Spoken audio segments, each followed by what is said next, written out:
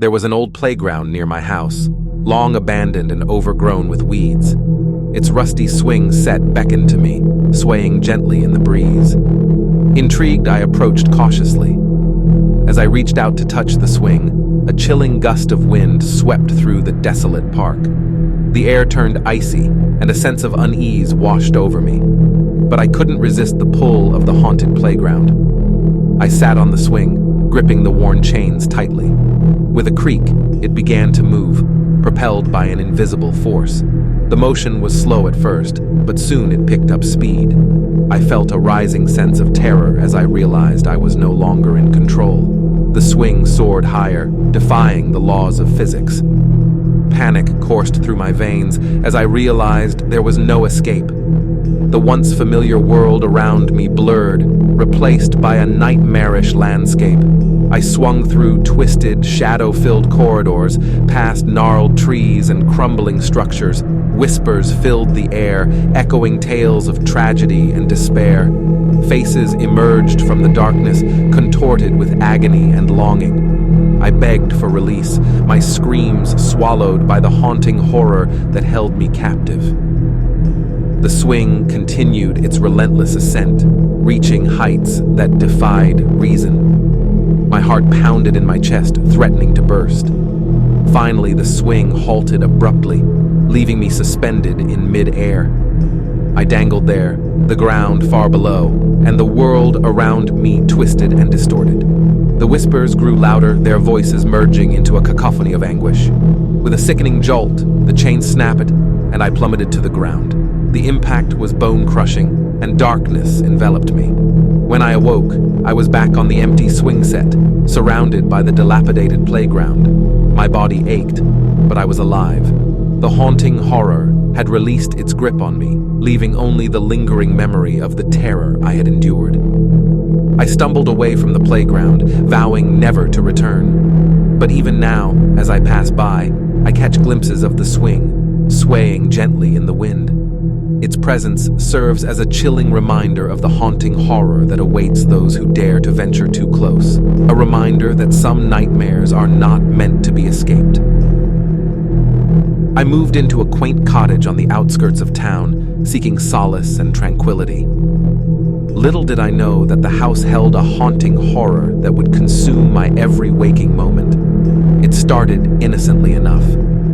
A flicker of movement caught the corner of my eye, a shadowy figure darting through the peripheral. I dismissed it as a trick of the light, but the unease lingered. Soon, the shadows seemed to take on a life of their own, writhing and shifting in the corners of each room. The haunting horror escalated as the nights grew longer. Whispers echoed through the halls, their source elusive and maddening. Cold gusts of wind swept through closed windows, chilling me to the bone. Objects moved of their own accord, crashing to the ground with a resounding thud. I sought help, but no one believed my tales of the malevolent presence within the house. Friends and family grew distant, fearing the darkness that consumed me. I was left to face the haunting horror alone. The shadows grew bolder, encroaching upon my sanity. They would gather in the deed of night, twisting and contorting into monstrous forms. Their eyes glowed with an otherworldly light, filled with malice and intent. I was their captive audience, forced to witness their macabre dance.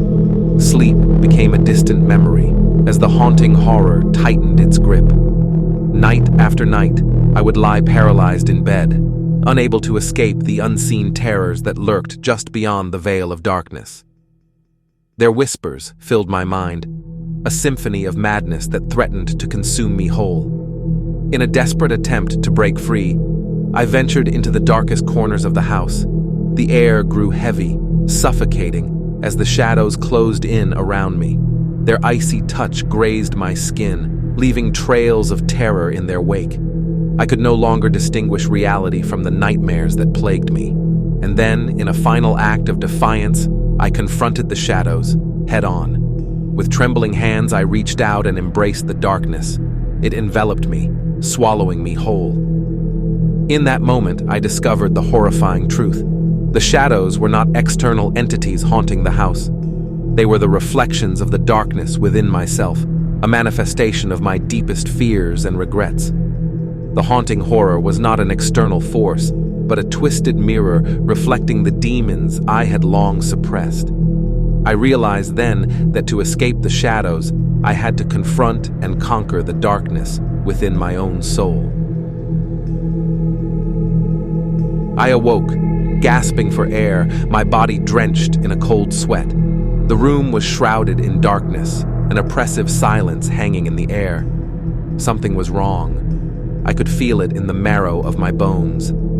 A soft whisper echoed through the stillness, a voice too distant to discern its origin. I strained my ears, my heart pounding like a drum. The voice grew louder, its spectral tone wrapping around my mind, seeping into the crevices of my sanity. "Remember," it hissed, a chilling breeze caressing my cheek. "Remember what you've forgotten." Images flickered in my mind, fragmented memories clawing their way to the surface, faces warped and distorted, their eyes hollow voids of despair.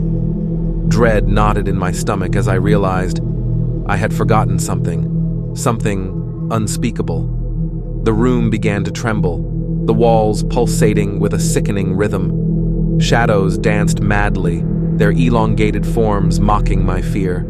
The whispers grew into a cacophony of tortured voices, their anguished pleas clawing at my sanity. Desperation propelled me towards the door, my trembling fingers fumbling for the handle. But as I turned it, the door disintegrated into mist, leaving me trapped, an unwilling participant in this haunting nightmare. The voices grew louder, their wails of anguish piercing my ears.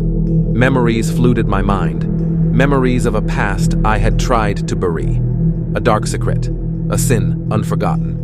The weight of guilt crushed me, suffocating my soul.